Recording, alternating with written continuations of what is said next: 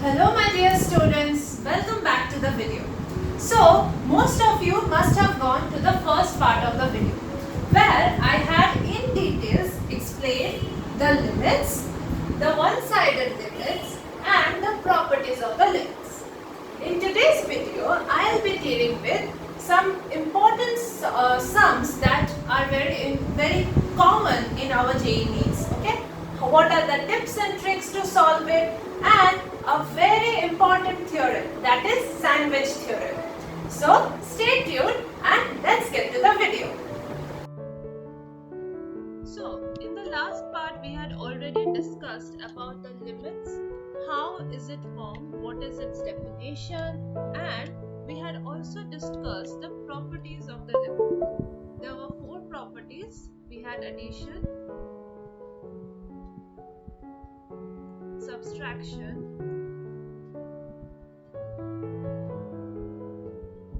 product and the quotient rule.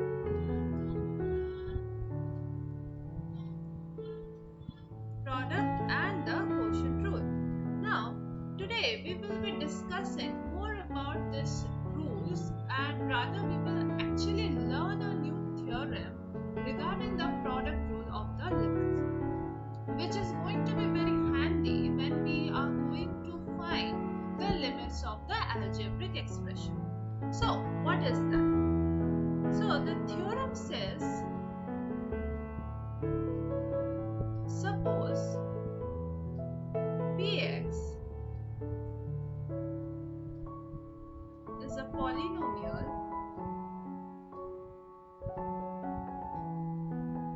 with real coefficients. The coefficients has to be real coefficient. It cannot be unreal, or rather what we say irrational coefficient. Okay, so it has to be real, not imaginary or complex coefficient.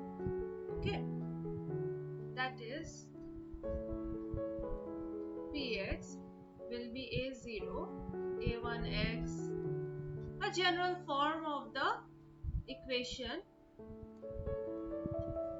Then we can say limit x tends to a, Px is equal to Pa. This formula, or rather this result of the formula, is very important, and it is going to come in handy when we are going to solve for the algebraic expression. So basically, if a function, like for example I say x is equal to 2, x square plus 3x plus 4. Now as you can see, this is clearly an polynomial, and also the coefficients are real. So the limit of this is straight up going to be, if I consider this as my Px, the limit will be P2. Now over here, sometimes the students ask me that we cannot directly put the value of 2 in the place of x, because we are saying that it is tending towards x, not exactly x. We have done previously also when we learned the definition of the limits. We had clearly mentioned that I am not considering the exact point x. Rather, I am considering a very small neighborhood around x. So, in these cases, when we are solving for our algebraic expression, then why do we put the value of x, and why we get the value? Now, try to understand this. I said x and fx, there are two things, x and the function of x. So the logic behind this is, I am saying x doesn't have to be equal to a. It is most probably tending towards it. That means it is moving around the value of a. And obviously, as the value of x is changing, the value of fx should also change. In that case, what is happening? Fx must have a value at each of the changes with x, fx will also change its value. Now, what my theorem, or rather what I am trying to say over here, is yes, x is not exactly a, whereas fx is also not exactly fa. The reason is I am not taking, or rather, I'm not trying to imply over here that fx has to be equal to fa. Rather, what I am trying to say is when the value of x is moving towards the value a, fx is moving towards the value fa. That is, when the function x, or when the value of x is moving around, suppose this is my x, if it is moving around this value, for this x, I must have got an fx. The nearby value will also move around this value, this particular fa. And that, my students, is why we can directly put the value of a over here. And same goes for all the properties, for product rule, quotient rule, subtraction rule. For all of them, we can directly put the value of a when the limit is asked to be found. So let's try another example over here with the product and the quotient rule, right? So we have already discussed that how we can actually put the value of a directly and find the value. So what will happen if we try to put the value of x in a question where it is actually the product rule? So limit x tends to 1, x cube plus 2x plus 3, x square plus 1. I have to find the limit of this particular value or function. So as you can see here, I can consider the numerator and the denominator separately. This is the numerator and this is the denominator. Now cut back to the previous theorem that we had discussed. I said that if I am having a polynomial where the degree of the numerical coefficients are all real, I can put the value of a, that is the number where the limit is tending to, and I'll get the value. But in that case, I had taken a single function, like I had taken x square plus 2x plus 3 or something like that. But here we have like the quotient rule, right? There are two functions that are getting divided, but not an issue over here. What we are going to do here, we are going to separately calculate the limit of the numerator and the limit of the denominator. Let's see what we are going to do here. Now one thing, be very careful, we have to check once if the denominator is becoming 0 or not, because as you know that the function doesn't remain defined if we have the denominator to be 0, correct? So that is the reason why we should always, for finding the limit, it might be for your one-sided limit as well, you should always check whether the function is being defined or not. Okay, so let me just put the value of limit x equal to 1. Now I can say that since limit x tends to 1, x square plus 1, if I put the value, I have 1 square plus 1, which is equal to 2, which is definitely not equal to 0. So limit x tends to 1, x cube plus 2x plus 3 divided by x square plus 1. All we need to do right now is just put the value of 1 in place of x, and we will get 1 cube plus 2 plus 3, and this denominator we have already got the value, so we can directly put, so 6 divided by 2, that is 3. So my value for the limit is becoming 3. Now a very important note that has to be taken over here is, I just said that limit cannot be found, or the function doesn't remain defined if the denominator becomes 0. Now what does that mean? Does it mean that any function, if I get the denominators to be 0, will it not be defined, or will we not get the limit? Just wait a minute and let's go to the next part, and that will clarify your answer for that. So I am saying, or rather I am imposing, that we can, or rather the limit of fx by gx, limit x tends to a, fx by gx might exist even when limit x tends to a gx is equal to 0. Now I have told, but whether there is any sum to show this, let's check. Okay, so limit 3x by 2 x minus 1. So over here we can clearly understand that we cannot find the value, or rather if I put the value of 1 in the denominator, I straight away get the 0. But here is where we will apply another method to find the limit other than the left hand and right hand limit, which is called the factorization method.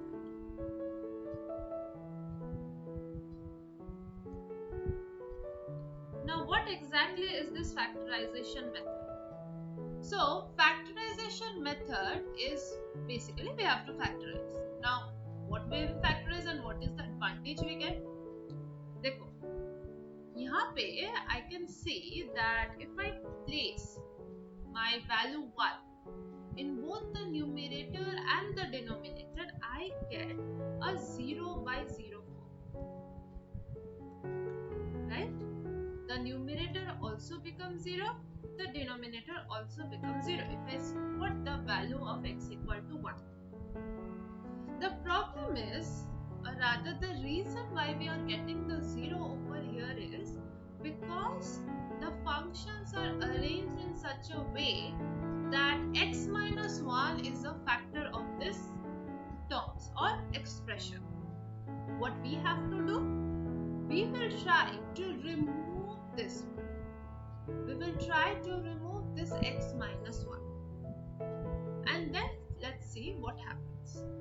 So let's factorize the denominator में तो कुछ factorize करने का है नहीं, so let's factorize the numerator. So if we factorize the numerator, we get limit x tends to 1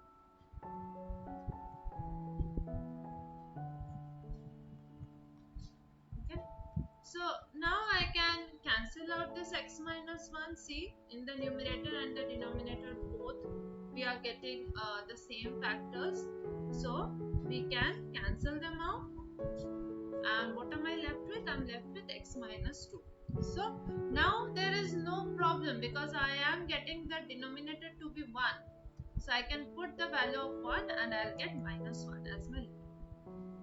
So even though my gx, that is the denominator, was 0, the limit still exists. And this method is called factorization.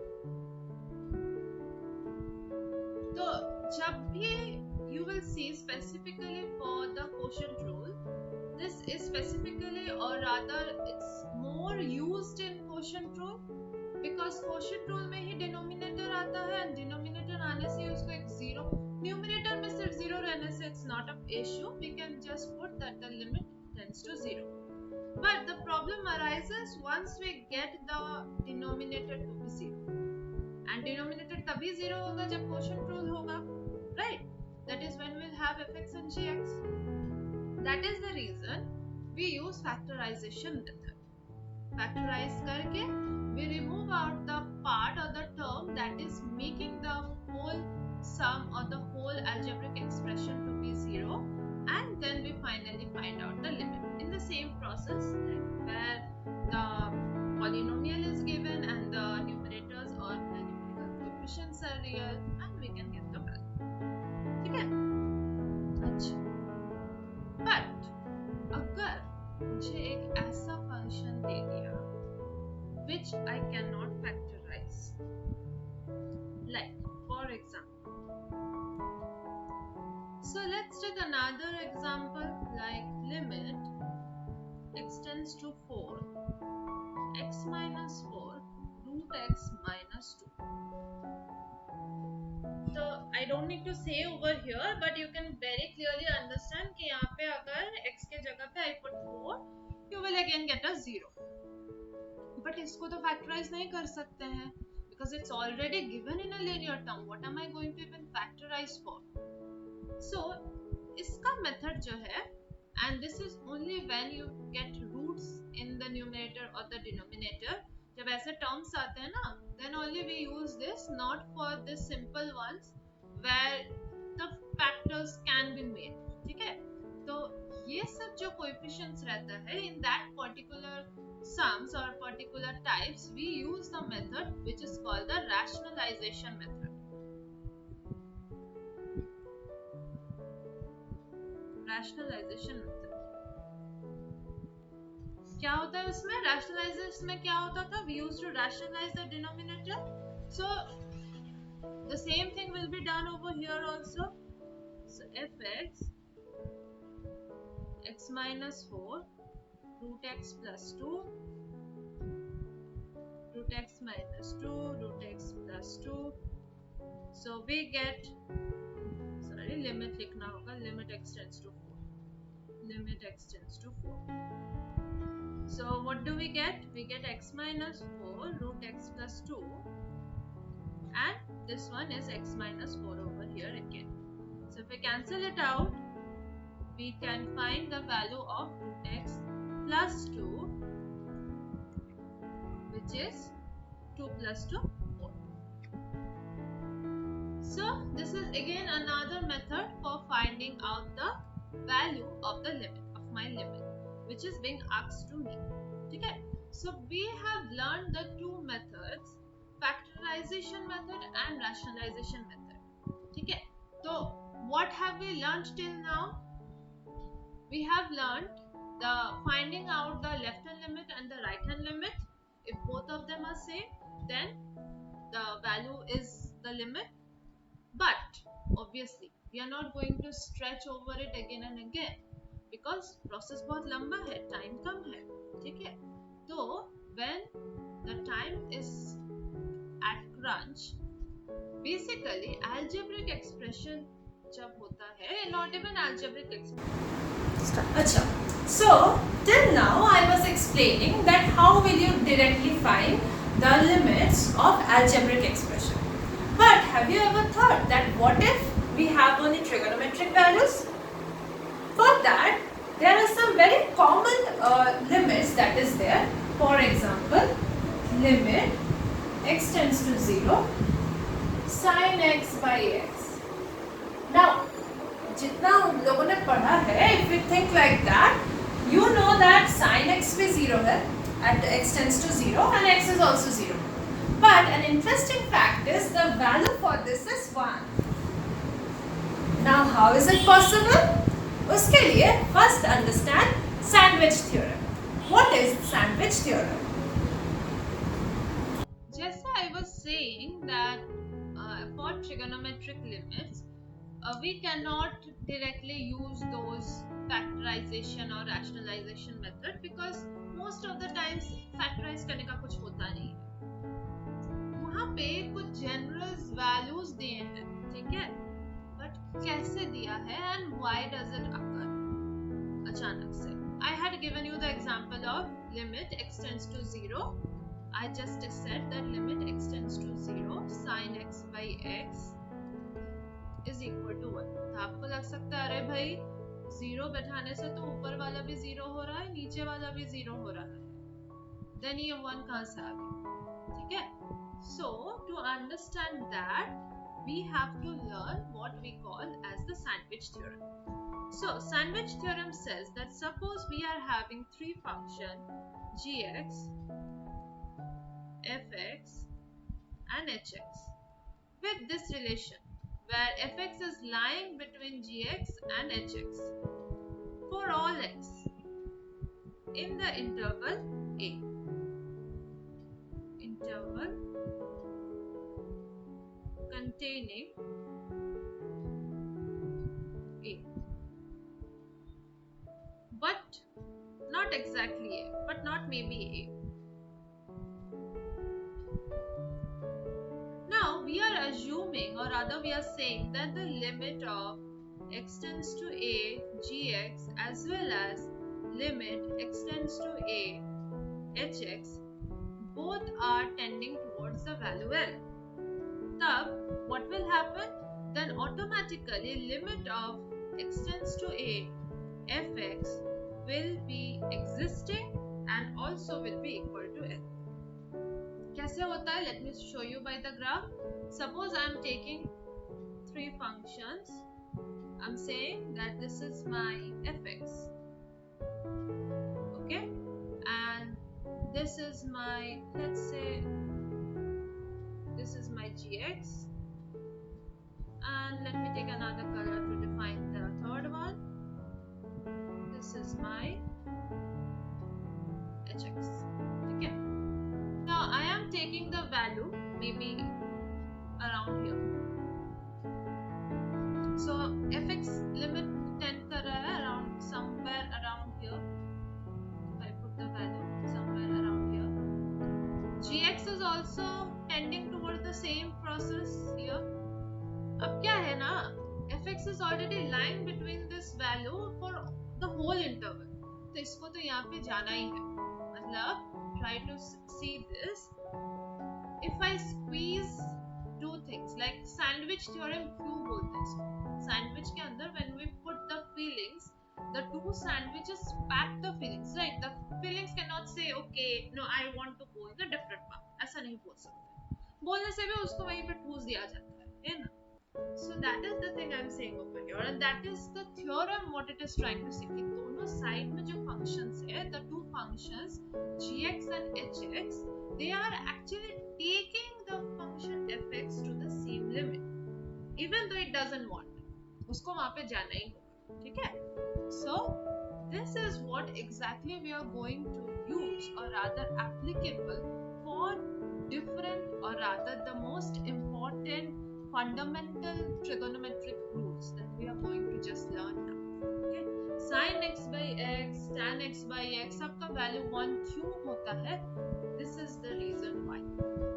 तो चलो फटाफट से let us prove that कि why we can say that the sin x by x is 1 and okay.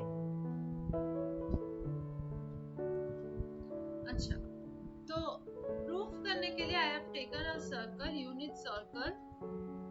Because the radius I'm taking or considering as 1, okay, and x I am considering to be an angle in radian, okay. Now I am going to make some adjustment over here, so let me draw a perpendicular from this point, and also I am joining this point over here. यहाँ से ये जो point है ना, इसको join करना है. Now this line that I have joined, this is not a straight line, ठीक है? ये straight line नहीं है, ये है basically the sector or the arc you can say. This dotted line which I have drawn, that is the straight line, but the next line that I have drawn, this is not the straight line. This is just the arc I am shading. जिस region में I am taking the triangle, okay? I also need to extend this line, and then we can say that this is another parallel line over here, which is actually perpendicular over this axis. So let me rename them. This is O, this is B, this is D, this is C, and this is A. Now just by looking at the diagram, can I not say that area of triangle OAB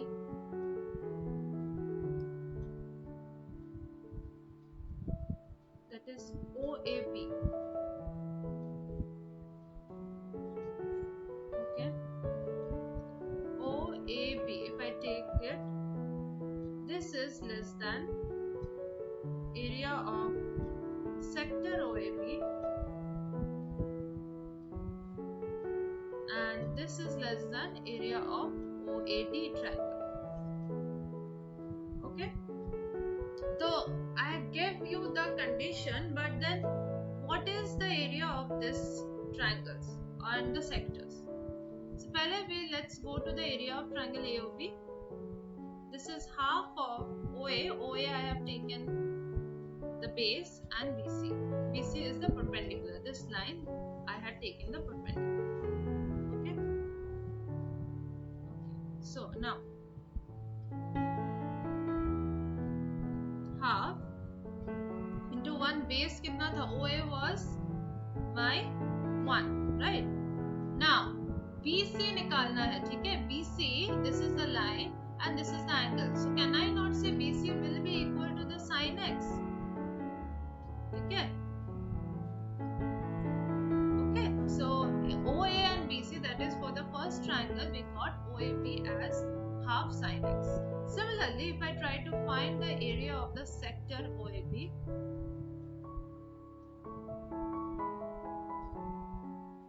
sector OAB,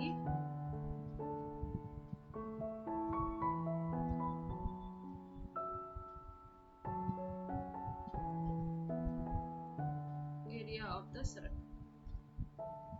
So this is the formula, area of the sector.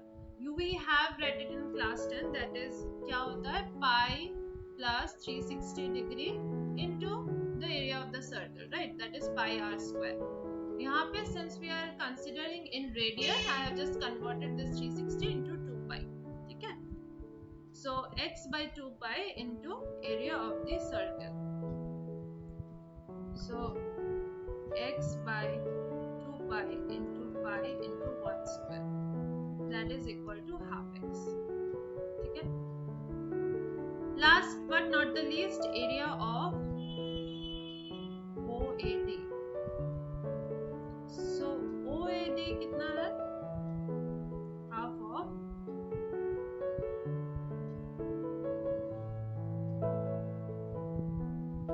OAD, and if you find out, it will be into tan x. AD will be tan x. ठीक है? तो अब generally any point, any x that is belonging to 0, pi by 2, we have now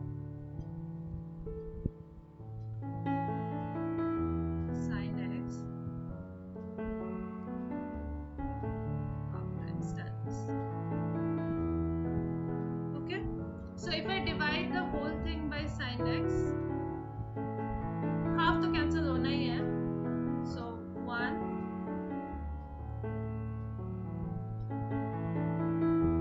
tan x. Okay, अब देखो, I have got this relation from this. Okay, अब tan x by sin x we can simplify it more. कैसे? See, 1 less than x by sin x is actually 1 by cos x for every x belonging to 0 and pi by 2. This is the interval I had considered. So obviously इसका अगर reciprocal we take, this will be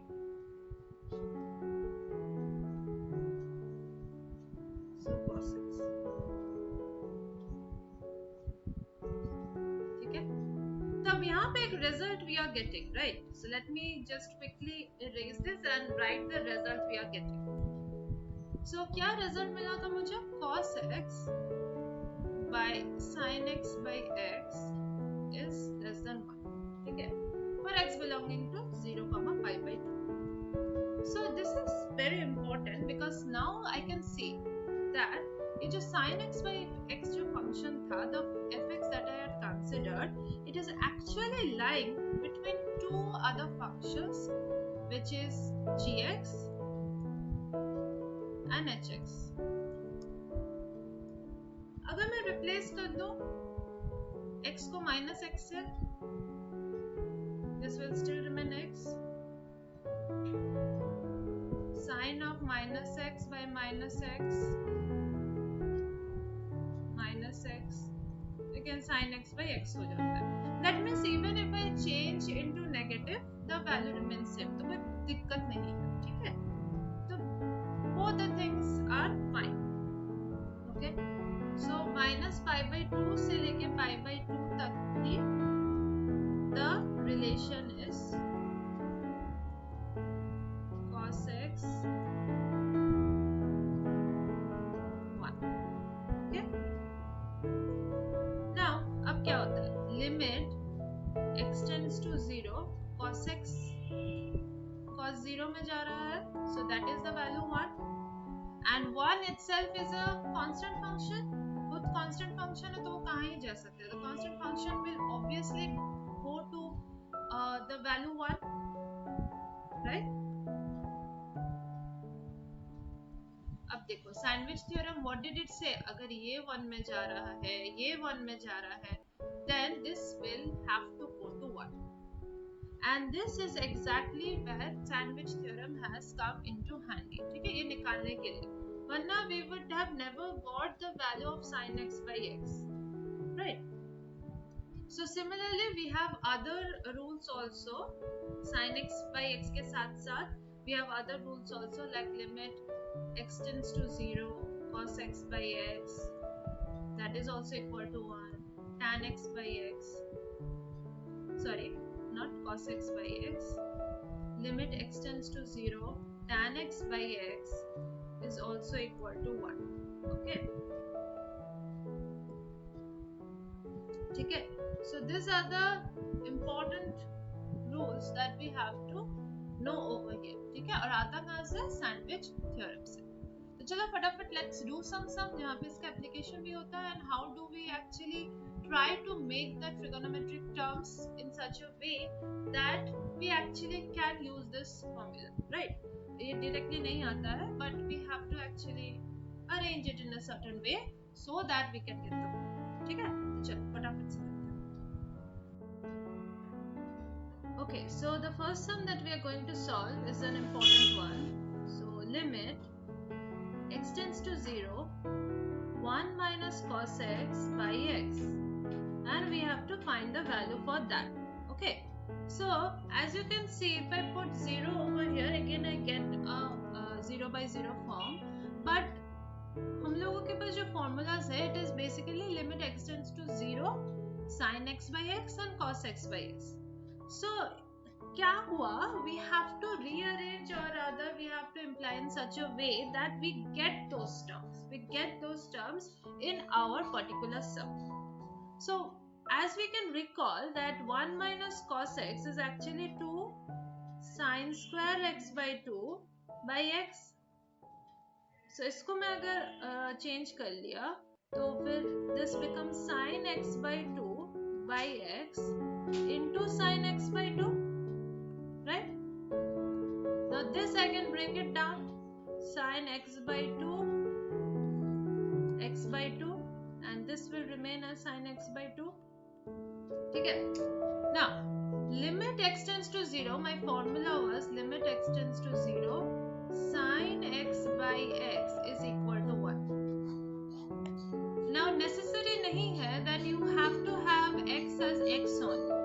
So यहाँ पे one thing to notice that the upper x and the lower variable have to be same, that is the degree or maybe the coefficient of the numerator as well as the denominator for this particular variable should remain same.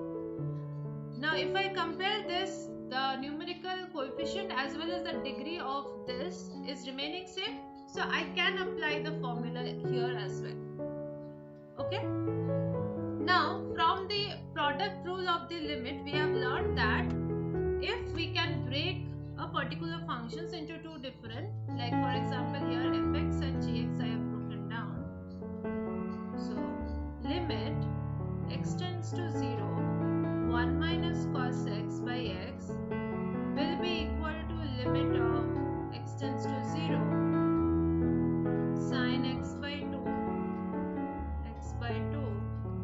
into limit x tends to 0, sin x by 2. So we can see that sin x by 2 by x by 2 is already equal to 1, and this, if I put 0, this will be 0. So 1 into 0, we have 0. So that means limit of 1 minus cos x by x is actually 0. So on to the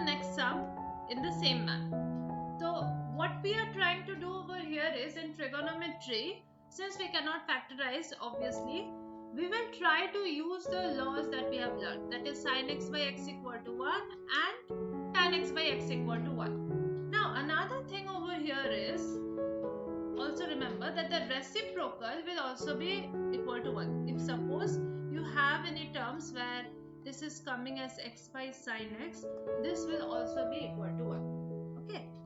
So let's move on to the next sum, where you have limit x tends to 0 tan 3x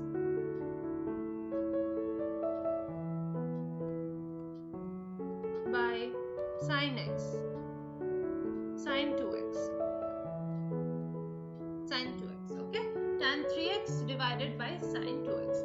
Now, as I had said that the limits or the formulas can only be applied once I can see that this part and the denominator part, both the coefficient as well as the degree are same. तो यहाँ पे नहीं है, so we have to do some readjustment. And how do we do it? So limit x tends to 0. अब tan 3x है, उसको अगर if I want to use the formula, I have to bring a 3x in the denominator. Tan 3x by 3x. Okay, tan 3x by 3x. So we have the next sum over here, that is limit x tends to 0 tan 3x by sin 2x. Now, for using the formula, I need to have a 3x in the denominator. That means I need to have the part of x in both the numerator and denominator, basically. So we have to do some major readjustment here. So limit x tends to 0 tan 3x by 3x. Obviously, if we have taken 3x over here, so इसका मतलब है 3 तो मुझे बाहर लेना ही होगा, otherwise the value will change. Also, here we have 2x. As I have said that ऊपर में जाए, that is if we take the reciprocal also, the value remains same. So this is sin 2x. Again, for readjustment, this will be 3. ठीक है? Now, limit tan 3x by sin 2x is actually 3 by 2. Because this and this both are equal to 1. So, 3 by 2 is the answer. So, यहाँ पे students, there is a very major remark you have to see. And this is only when both the degrees are same. Okay? ये याद रखना पड़ेगा that both the degrees have to be same. यहाँ पे tan and sin दोनों का degree it was 1, and this will be true for degree 2 also, degree 3 also, but keep in mind that for the numerator as well as denominator दोनों को एक ही होना होगा. So even without calculation I can directly say the answer that this limit will actually be the numerical coefficient, the ratio of the numerical coefficient, that is 3 by 2. ठीक है? But again, the degree has to be same. Degree will be same. Only then it is possible. That means if I take tan square 3x divided by sin square 2x, it will be the square of this actually. Let me show you. Tan 3x by sin square 2x. This will basically be 3 by 2 whole square. You can try on your own and check if I'm correct that if the numerator and the denominator have the same degree, then you can actually directly find the value by taking the numerical coefficient and to the power of the degree. But again, this is only a shortcut when both the degrees are in the same order. Okay? Only then we can apply this shortcut. These are very small things that comes in very handy when you need to solve these sums quickly. Okay. So, chalo, let's do another sum in the same manner. Limit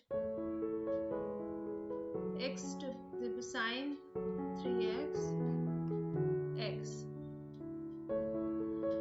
So, यहाँ पे already I have said that we have to make some readjustment. ऊपर अगर 3x है, मुझे नीचे भी 3x लाना होगा, otherwise the sum remains incomplete.